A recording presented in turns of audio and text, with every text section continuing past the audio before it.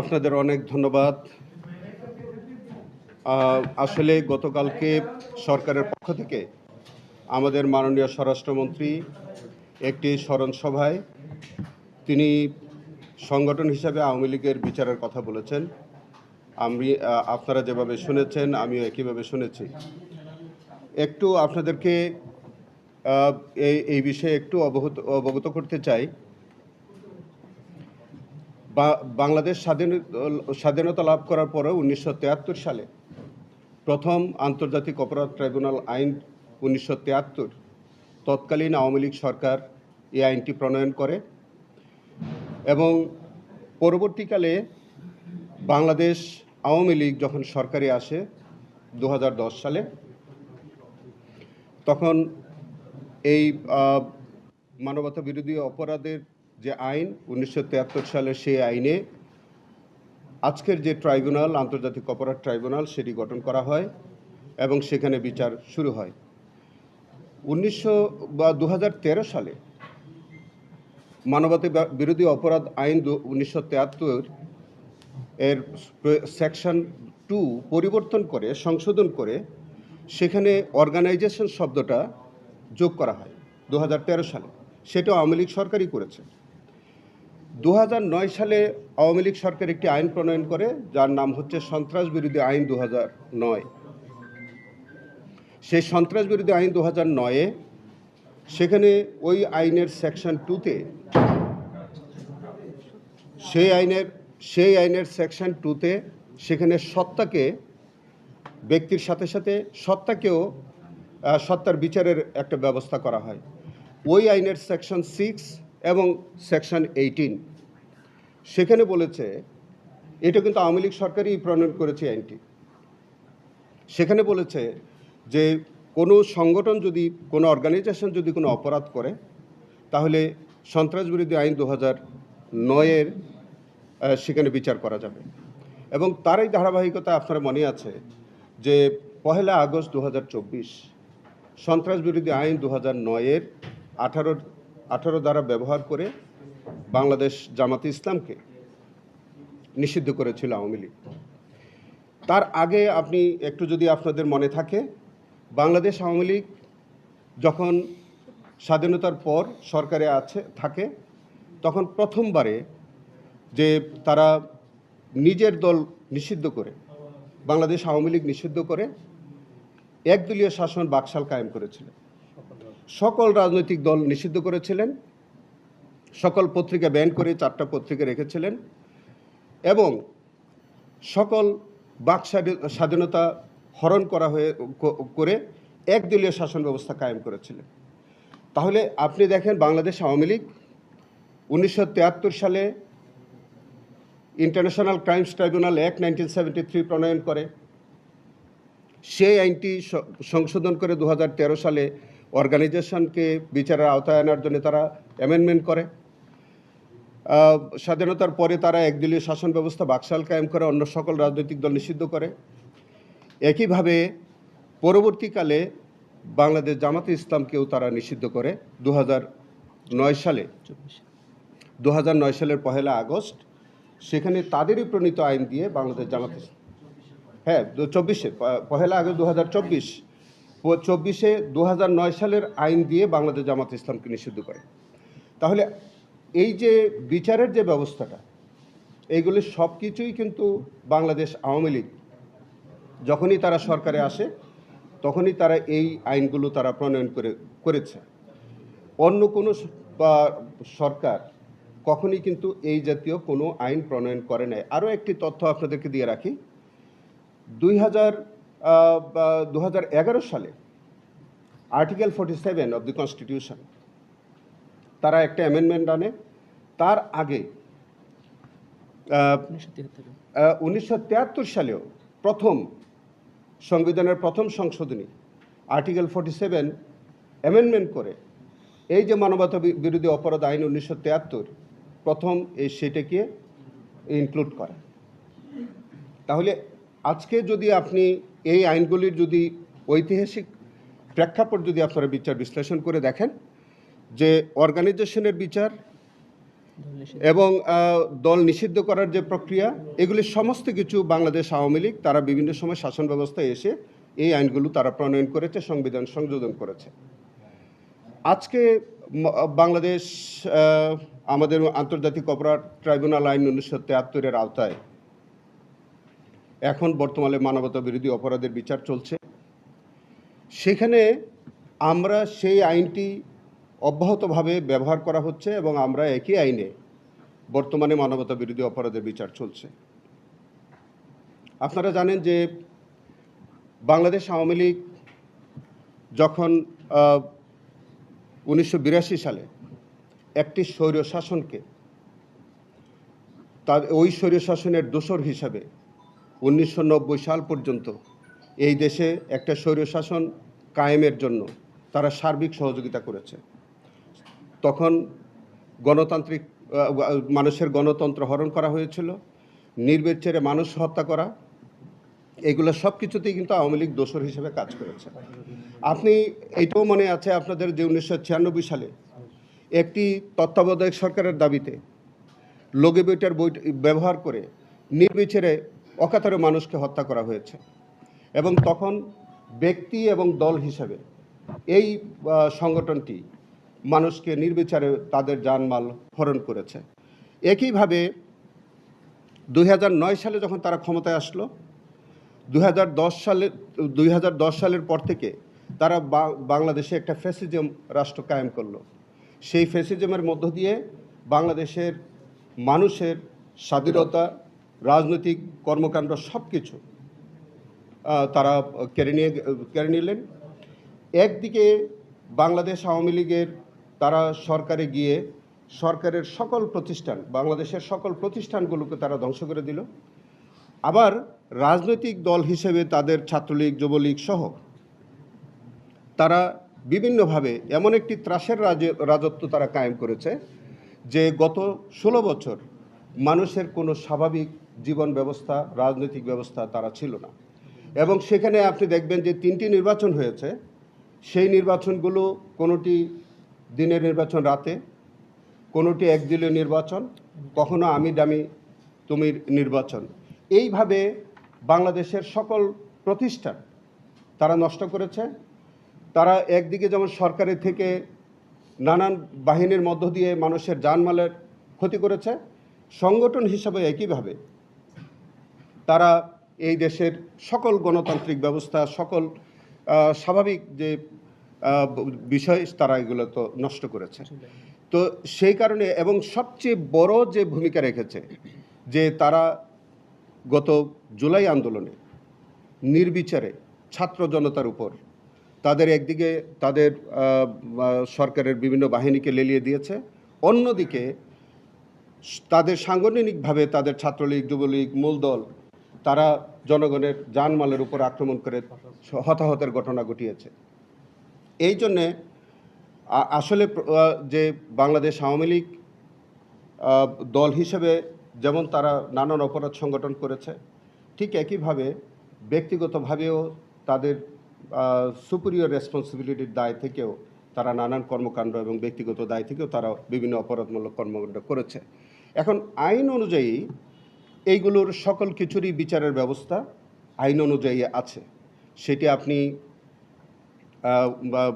International crimes tribunal act 1973 যেটা তারা প্রণয়ন করেছিল, সন্ত্রাস বিরোধী আইন 2009 যেটা তারা প্রণয়ন করেছিল, এই দুইটি আইনই বাংলাদেশ আওয়ামী লীগ সরকার তারা প্রণয়ন করে রেখেছে এবং তাদের আইনেই এই জাতীয় অপরাধগুলোর বিচারের ব্যবস্থা আছে।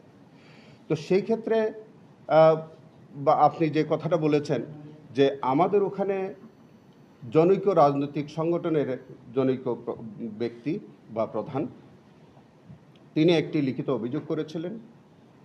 সেই অভিযোগটি আমরা যথাযথভাবে আমাদের যে আন্তর্জাতিক অপরাধ ট্রাইব্যুনালের যে তদন্ত সংস্থা আছে সেই সংস্থায় আমরা প্রেরণ করেছি। আন্তর্জাতিক অপরাধ ট্রাইব্যুনালের যে তদন্ত সংস্থা তারা সেটা তদন্ত করছে। পাশাপাশি সন্ত্রাস বিরোধী আইন 2009-এর যে অপরাধ সেখানেও পুলিশ আলাদাভাবে তদন্ত করার সুযোগ আছে। আপনি যে কথাটা বলেছেন যে সেখানে সংগঠন হিসেবে আওয়ামী লীগের বিরুদ্ধে বিচার হবে কি হবে না, সেই বিষয়ে আমাদের সংস্থা তারা তদন্ত করছে। তদন্ত করার পরে যদি সংগঠন হিসেবে আওয়ামী লীগের বিরুদ্ধে প্রাথমিক অভিযোগ পাওয়া যায়, আমার কাছে রিপোর্ট যদি দাখিল করা হয়, আমি আন্তর্জাতিক অপরাধ ট্রাইব্যুনালের চিফ প্রসিকিউটর হিসেবে রিপোর্ট প্রাপ্তির সাপেক্ষে প্রয়োজনীয় ব্যবস্থা গ্রহণ করার সুযোগ আছে। এবং আপাতত আপনাদের অবগতির জন্য জানাচ্ছি যে এই বিষয়ে আমাদের তদন্ত সংস্থায় তদন্ত চলমান আছে।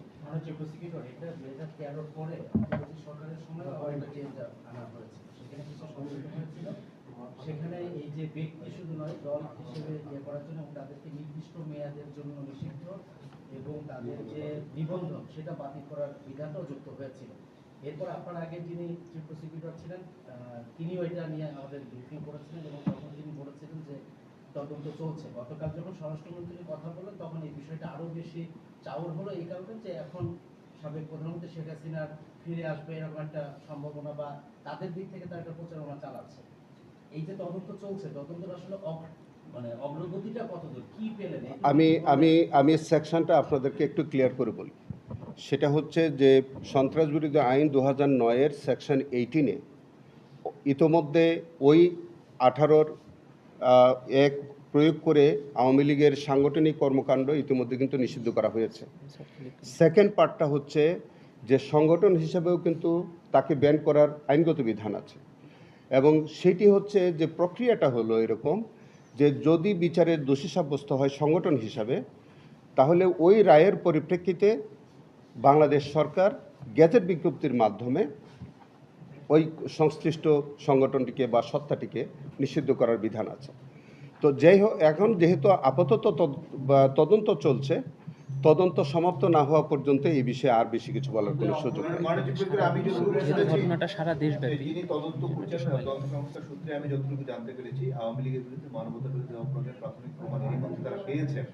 যদি বিষয়টা এখনো তদন্ত দিন সেজন্য তারা ডিসক্লোজ করতে যাচ্ছে না। আপনার কাছে কি তথ্য আছে? না, আমার কাছে এর বাইরে কোনো তদন্ত বা কোনো তথ্য নাই। সেটি তদন্তাধীন আছে, এইটুকুনি আপনাদেরকে জানাচ্ছি। এর বাইরে কোনো তথ্য আমার কাছে আর নাই। তদন্ত সাপেক্ষে কোনো রিপোর্ট আমার কাছে সাবমিট করার পরে আমি বিস্তারিত বলতে পারব। দল হিসেবে বিচার করার যে বিষয়টা আপনি বলছিলেন যে আওয়ামী সরকার আমলেই করেছে, কিন্তু আওয়ামী সরকার আমলে আমরা দেখেছি বারবার জামাত নিষিদ্ধের একটা হুমকি দেওয়া হয়েছে, কিন্তু জামাতকে কখনো নিষিদ্ধ করা হয়নি। রাজনৈতিক কারণে তারা এটাকে পুঁজি করে রেখেছিল আওয়ামী লীগ। এই সরকার কি এরকম কোনো কিছু করবে? মানে আওয়ামী লীগ নিষিদ্ধের ব্যাপারটা কি আসলে বিধান অনুযায়ী হবে নাকি এটা হবে? দেখেন, বিষয়টা হচ্ছে আমি আন্তর্জাতিক অপরাধ ট্রাইব্যুনালের প্রসিকিউটর।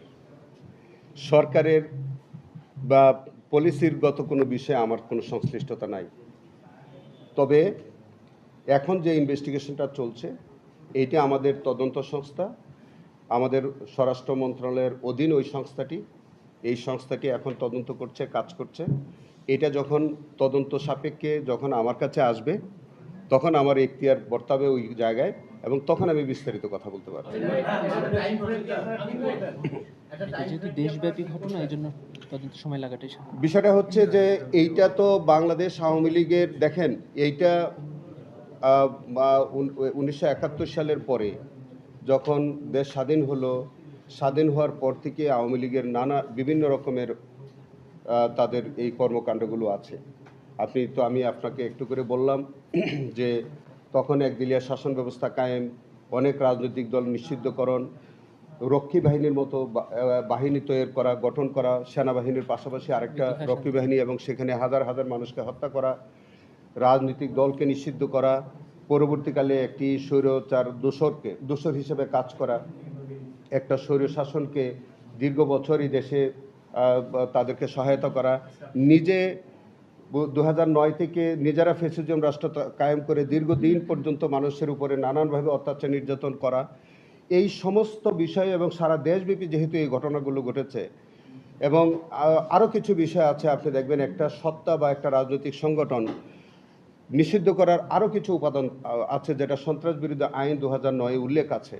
সেখানে বলছে যে বাংলাদেশ থেকে যদি কোনো মানি লন্ডারিং হয়ে থাকে, কোনো অর্থ পাচার হয়ে থাকে, আপনি যদি সোভারেন্টি যদি আপনার প্রশ্ন সম্মুখীন হয়, যে আপনি যদি এমন কোনো দেশের সাথে এমন কোনো কর্মকাণ্ড করেন যেখানে আপনার দেশের সার্বভৌমত্ব ক্ষুণ্ণ হয়, সেইগুলোও কিন্তু একটা সংগঠন নিষিদ্ধ করার জন্য সব কিছু কিন্তু আসবে। সো এইটা একেবারেই আমি মনে করি না যে খুব রাতারাতি বা ওভারনাইটে আপনার একটা ইনভেস্টিগেশন সম্ভব হয়ে যাবে। তবে আমাদের একটি শক্তিশালী ইনভেস্টিগেশন টিম, আন্তর্জাতিক অপরাধ ট্রাইব্যুনালের সকলেই খুব সিনিয়র কর্মকর্তা, তারা কাজ করছেন। ইনভেস্টিগেশন রিপোর্ট যথাসময়ে ইনশাল্লাহ পাওয়া যাবে। যে আইনগুলো করেছিল সেই আইনগুলো খুবই ব্যাড ইন্টেনশন নিয়ে করেছিল, যে আপনার বর্ণনা যেটি, তো সেই একই আইন দিয়ে যদি আবার এখন অন্য সরকারগুলো একই কাজ করে, তাহলে কি সেই খারাপ উদাহরণটাই আবার নতুন দেখেন, করে এইটার কোনো, আপনি যেটা বলেছেন এই বক্তব্যের আমি কোনো সারবত্য পাইনি। বাংলাদেশে একটা বিদ্যমান আইন আছে, অপরাধ হচ্ছে, ওই আইনের প্রয়োগ হবে না। আপনি ওই আইন যতক্ষণ পর্যন্ত রিপিল না হবে এবং ওই আইনের আওতায় যদি কোনো অপরাধ সংগঠিত হয়, অবশ্যই সেই আইনের প্রয়োগ হবে। আচ্ছা, যদি আওয়ামী লীগের বিরুদ্ধে মানবতাবিরোধী অপরাধের প্রমাণ মেলে, তাহলে তার সাজা কি হবে? সেটা তো বললামই যে আপনি সংগঠন হিসেবে সেটা নিষিদ্ধ হয়ে যাবে। ইতিমধ্যে আপনি দেখছেন যে আওয়ামী লীগের সংগঠনের কার্যক্রম নিষিদ্ধ আছে এবং সন্ত্রাসবিরোধী আইনের 18-তে এবং ট্রাইব্যুনালে আমরা আমাদের একই আইন আছে, সেখানে ওই সংগঠনটিকে ব্যান করে দেওয়ার বিধান আছে এবং সম্পদ যা আছে। এটা আমাদের আন্তর্জাতিক অপরাধ ট্রাইব্যুনালের আইনে কিন্তু, এটা আমি আপনাদেরকে ক্লিয়ারলি বলি, আন্তর্জাতিক অপরাধ ট্রাইব্যুনাল 2013-73-এর বিধান অনুযায়ী মৃত্যুদণ্ড সহ যে কোনো মেয়াদের সাজা এবং সংশ্লিষ্ট আসামির যত সম্পত্তি আছে বাংলাদেশে অথবা দেশের বাইরে, সেইগুলো কিন্তু রাষ্ট্রের অনুকূলে বাজেয়াপ্ত হওয়ার বিধান আছে। মিস্টার চিফ প্রসিকিউটর, একটা বিষয় সেটা হচ্ছে বিভিন্ন ঘটনা, শুধু ট্রাইব্যুনাল না, আলোচিত যে কোনো বিচারের ক্ষেত্রে আমরা দেখছি যদিও বিচার বিভাগ স্বাধীন, সরকারের দিক থেকে এক ধরনের তাড়না থাকে। যেমন আমরা শিশু এই কি বলে যে রামিসের বেলায় দেখি প্রধানমন্ত্রী নিজেই দল হিসেবে আওয়ামী লীগের বিচারের এই যে তদন্ত চলছে, এটা তাজুল ইসলাম অনেক আগে আমাদেরকে বলেছে, তারপরে এখন আমরা সেই আপডেট পাচ্ছি। তার মানে সরকারের দিক থেকে কি কোনো তাড়না আছে এটা নিয়ে, বা আপনাদেরকে কখনো একেবারেই আপনাকে আমি উইথ ডিউ রেসপেক্ট বলি, আন্তর্জাতিক অপরাধ ট্রাইব্যুনাল, 2টি ট্রাইব্যুনাল কাজ করছে, আমরা প্রসিকিউশন টিম কাজ করি। আমরা সম্পূর্ণ স্বাধীনভাবে আমাদের এই ট্রাইব্যুনাল পরিচালিত হয়, সেখানে আমরা কারণ নির্দেশিত হয়ে আমরা কোনো রকমের কার্যক্রম আমরা করি না। সো আমাদের এখানে যে ইনভেস্টিগেশনটা চলমান আছে, আমাদের পক্ষ থেকে কোনো ধরনের হস্তক্ষেপ নাই। তদন্ত সংস্থা স্বাধীনভাবে তদন্ত করছে। যদি আওয়ামী লীগের বিরুদ্ধে সংগঠন হিসেবে প্রাথমিক অভিযোগ প্রমাণিত হয়, তারা আমার কাছে রিপোর্ট সাবমিট করলে প্রয়োজনীয় ব্যবস্থা আমি নিব। তবে এই বিষয়ে আমার ব্যক্তিগত পক্ষ থেকে অথবা অন্য কোনো পক্ষ থেকে কোনো ধরনের হস্তক্ষেপ নাই। আওয়ামী লীগের যে কার্যক্রম নিষিদ্ধ হয়েছে সেটি সংসদ থেকে রেটিফাই করা হয়েছে, সংসদের মাধ্যমেও সেটি বহাল রাখা হয়েছে। এরপরে আসলে আদালত থেকে কি নিষেধাজ্ঞা আসবে? সেটা হচ্ছে যে যদি সংগঠন হিসেবে যদি কোনো অপরাধ করে থাকে, তার তো বিচার হতে হবে। আপনি সরকার সন্ত্রাসবিরোধী আইন 2009-এর 18 বিধান অনুযায়ী আপনি কোনো বিচার ছাড়াও আপনার কোনো সংগঠনকে ব্যান করতে পারবে অথবা কার্যক্রম নিষিদ্ধ করার সুযোগ আছে। বাট ওই সংগঠনটি যদি কোনো অন্যায় করে থাকে, অপরাধ করে থাকে, তার তো বিচার হতে হবে আগে।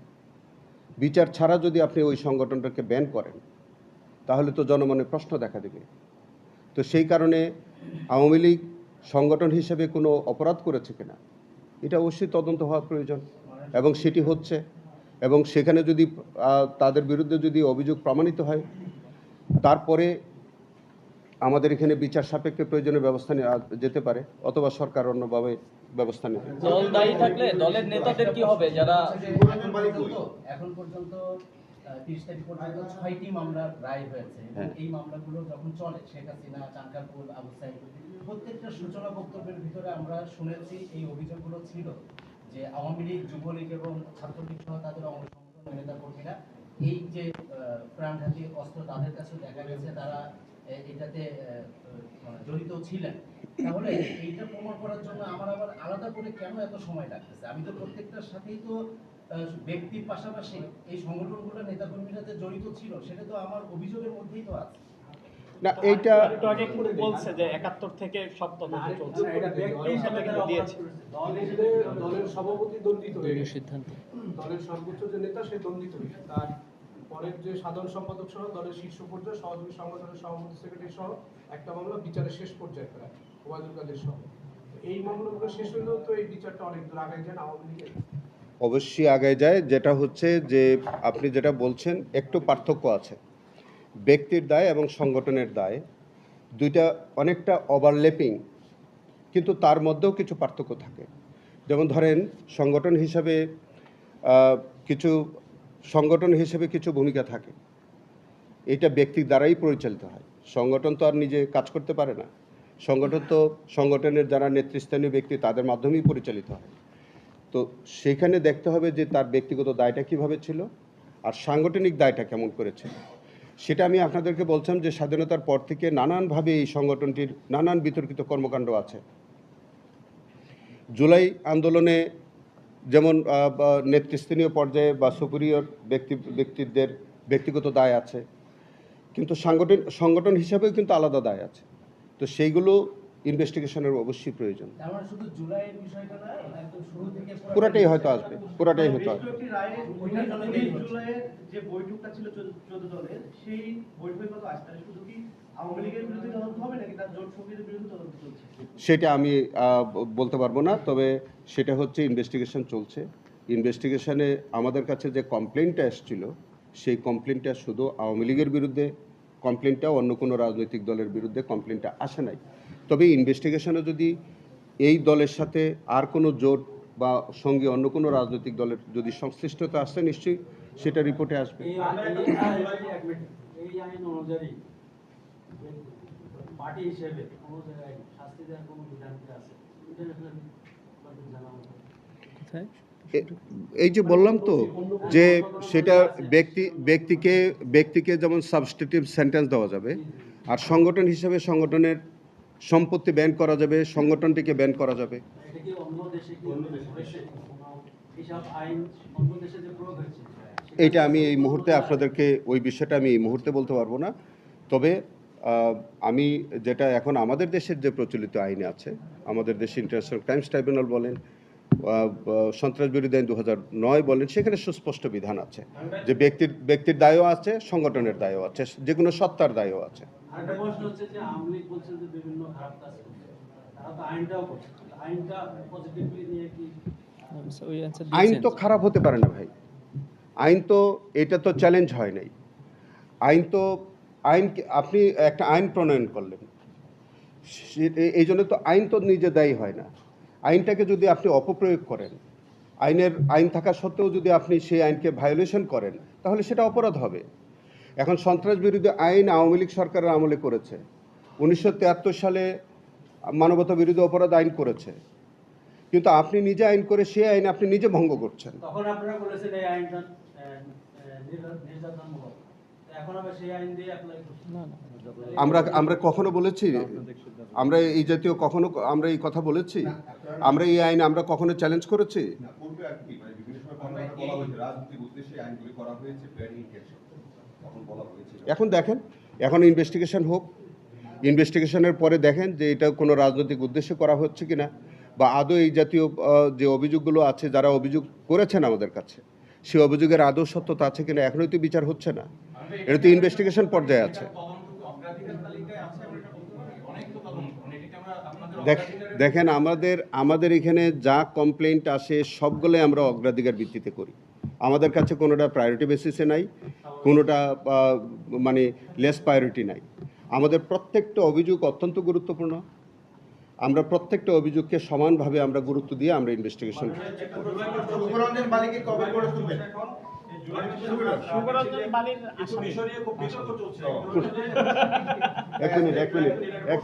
এক মিনিট হ্যাঁ, কোনটা? জুলাই মাসে ধরেন এই যে স্নাইপার নিয়ে একটা বিতর্ক আমরা দেখছি যে ব্যাপকভাবে চলছে, এখন এটি টক শোতে বলেন ডকুমেন্টারি আছে যে আপনি খালি এগুলো খুঁজে করতেই বার করেন। আচ্ছা বলেন না। প্রথম আলো 2024 অক্টোবরে একটা রিপোর্ট করেছিল যে এই যে স্নাইপার যারা ব্যবহার করেছে, অস্ত্রধারী যারা ছিল, এরকম 126 জনের একটা তারা আইডেন্টিফাই করেছিল। সেখান থেকে বলা হয়েছে যে 19 জনকে গ্রেফতার করা হয়েছে। আর এই সময় পর্যন্ত এই যে যারা অস্ত্রধারী ছিল তাদের কতজনকে আপনারা আইডেন্টিফাই করতে পেরেছেন তদন্ত সংস্থা, এবং এর মধ্যে কতজনকে এখানে আসামি করা হয়েছে এবং কতজনের তদন্ত শেষ হয়েছে? আমি আপনাকে এটার পরিসংখ্যান এই মুহূর্তে হঠাৎ করে দেওয়া আমার পক্ষে সম্ভব না। তবে আমি আপনাকে একটা কথা বলি, আমাদের একটা বিভ্রান্তি আছে। স্নাইপার আর স্নাইপার রাইফেল দুইটা ভিন্ন জিনিস। দেখেন, স্নাইপারটা হচ্ছে সৈনিককে বলা হয়, যিনি স্নাইপারটা ইউজ করেন যে ব্যক্তি, স্নাইপার হচ্ছে ব্যক্তি। আর স্নাইপার যিনি যে অস্ত্রটা ব্যবহার করেন সেই রাইফেলটার নাম হচ্ছে স্নাইপার রাইফেল। এবং এইটা ব্রিটিশ শাসন আমলে একটা পাখি, এটা স্নাইপি পাখি, একটা পাখি, সেটা তাকে মারতে পারতেছিল না, তো সেটাকে মারার জন্য যে অস্ত্রটা ব্যবহার করা হয়েছে তার পরিপ্রেক্ষিতে ওইটাকে স্নাইপার নাম রাখা হয়, এবং সেটা হচ্ছে sniper rifle, not sniper. Sniper তো ব্যক্তি, আর রাইফেলটা হচ্ছে আমাদের দেশে স্নাইপার রাইফেল। ইতিমধ্যে আপনারা পত্রপত্রিকা বিভিন্ন পরিসংখ্যানে পেয়েছেন যে এইটা আমাদের ওখানে স্নাইপার রাইফেল ব্যবহার করা হয়েছে জুলাই বিপ্লবে। এইটা আমাদের একাধিক তদন্তে বেরিয়ে এসছে। এটা আপনার বিভিন্ন যাদেরকে আমরা বিচারের সম্মুখীন করছি সেখানে তো আমরা ইনভেস্টিগেশনে প্রাইমারিলি পাওয়াই যাচ্ছে যে তারা স্নাইপার রাইফেল ইউজ করেছে। মাননীয় চিফ প্রসিকিউটর মধ্যে একটি ভিন্ন প্রশ্ন, আপনার নেতৃত্বে